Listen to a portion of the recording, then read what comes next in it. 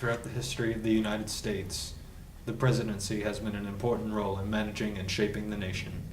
However, the early 19th century brought with it one of the country's most remarkable and revolutionary men to hold the office. As the U.S. entered its metaphorical early stages of puberty, the age of American adolescence fell into the hardened hands of one man who helped change the nation forever, the seventh of America's presidents, Andrew Jackson.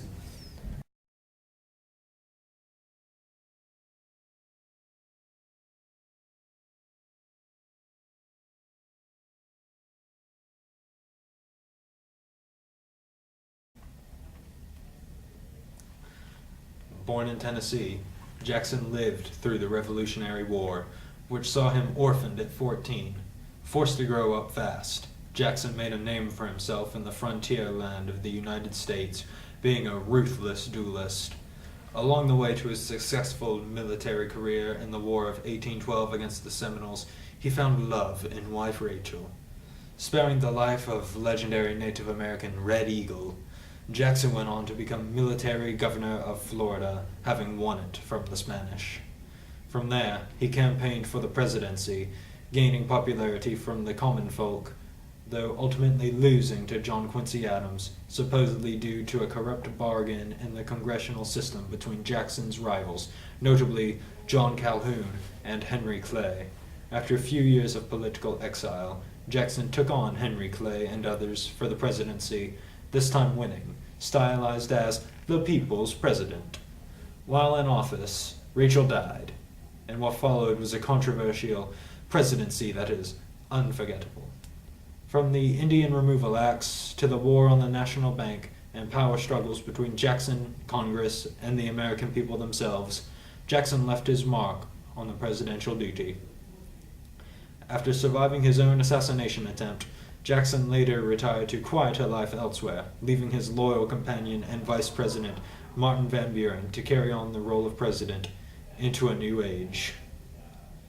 Jackson controversially took Florida from the Spanish, defeating both the Seminoles and taking Florida as a U.S. territory.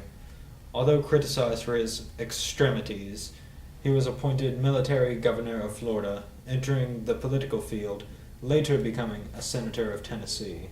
Not long after governing Florida and becoming a senator for Tennessee, I determined that the U.S. was screwed up enough that they needed a good president to run things. This guy. He didn't stand a chance. And not because I cheated. I am not a crook. Unfortunately for Jackson, he lost the election because, despite the favor of the people, the votes were uneven between Jackson and John Quincy Adams. The final decision came down to the House of Representatives, who favored John Quincy Adams has been elected the 6th President of the United States. Yay! Looks like the U.S. just got used.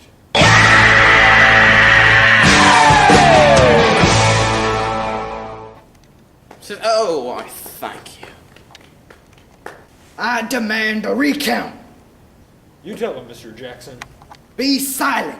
You be silent.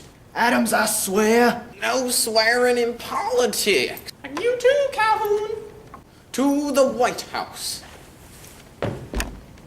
Dismissed.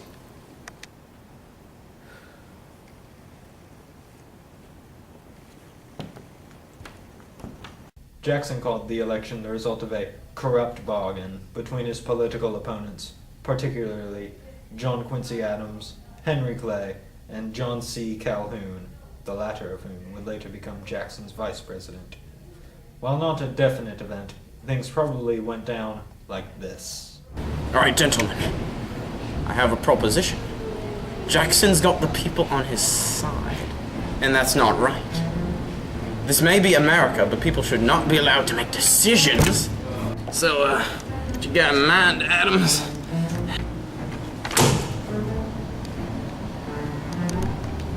Jackson is just too popular with the people.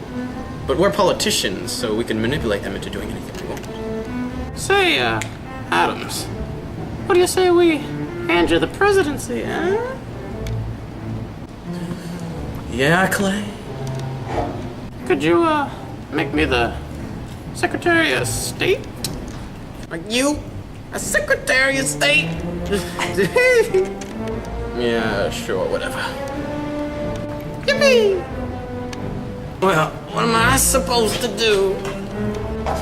Just go make sure the rest of the House votes for me. Well then, fine. Gentlemen, I believe we've just created the stereotype of the modern politician. Wow. Feels good. Yippee! Nothing too eventful occurred over Adams' presidency. Jackson considered his governing style to favor the aristocracy over the common man, with them having little say in the governing of their nation, and Jackson retired from the Senate. 4 years later, though, the election of 1828, Jackson's nomination was secured once again, and in an easy victory, he defeated Adams for the presidency, though not without hardships in the Jackson's election. wife is a bigamist! Take that back, Adams! You want these two heathens in office? In the pool, I feel faint. Sorry. See what you're doing, Adams? Is she alright, sir? Yes, she's fine. Just stressed. How goes the election? Well, sir, it looks like we'll be putting the party in politics.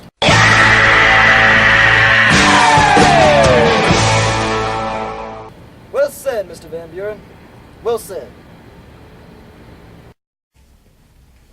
Of course, with Jackson's popularity with the people, there were enemies in the political system. Strongly opposed to the National Bank, believing it corrupt, Jackson attempted and succeeded in destroying it.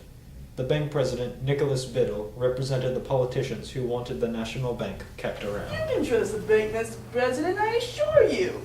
I can't trust anything that's run by you, Mr. Biddle, or your Whig Party friends. This nation is built on the bank's money, Mr. President. Do you really want to hurt it? This nation is built on its own money, which you've been mercilessly lending out to the people who earned it in the first place. You think that's fair?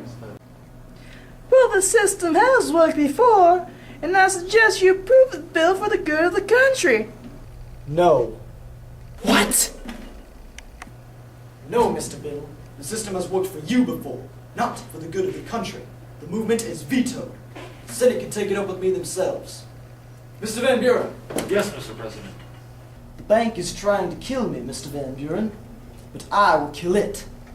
See to it that the National Bank's money is distributed to private banks across the country. It's time that the people got their pay. This is outrageous! Insane! This This is politics!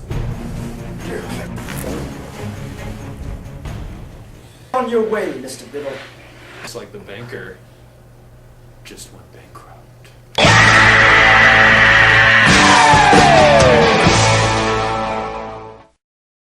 While the governmental opposition to a national bank clearly didn't last, it was a high point of Jackson's presidency, but there was of course the Indian Removal Act that marked one of America's darkest ages. Is this wrong, Mr. Van Buren? It is our land, Mr. Jackson. Still, I suppose you're right. I just don't like the phrasing. The Trail of Tears, you mean? Yes. There's just so many of them Indians, Van Buren. This is America. They can settle their own lands. Of course, sir. They are not American citizens, and they must be removed from our territory. Agreed, my friend.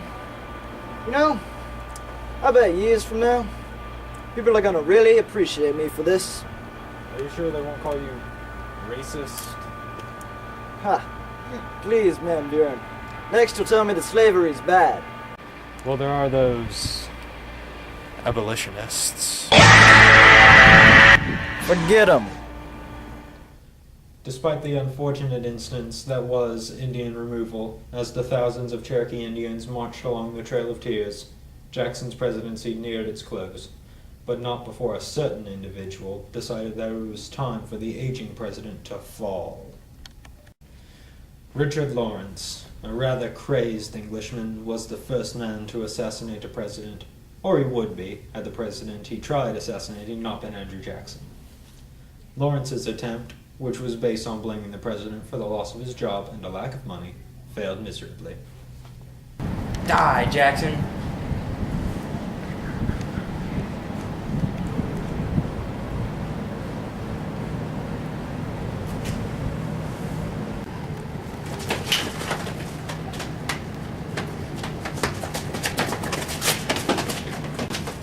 It was a glorious day, but not for Lawrence.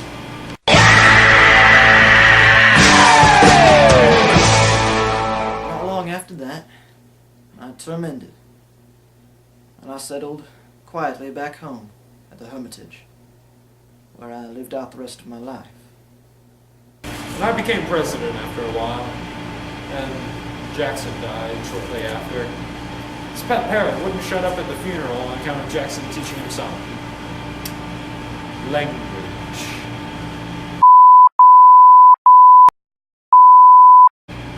Looks like this bird has got quite a foul mouth.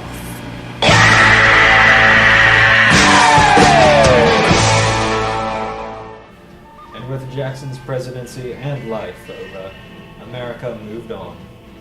But it was this man's influence on politics and the American way that helped shape the role forever, being a symbol for the people of America rather than its government. Jackson codified what it meant to be president. Through his life, Jackson stood for life, love, and liberty for all, whether it came from his grand speeches or the barrel of his gun. Jackson was remembered by all. Even today, despite his controversial actions, Andrew Jackson remains one of, if not the, most interesting presidents to grace and trash the White House.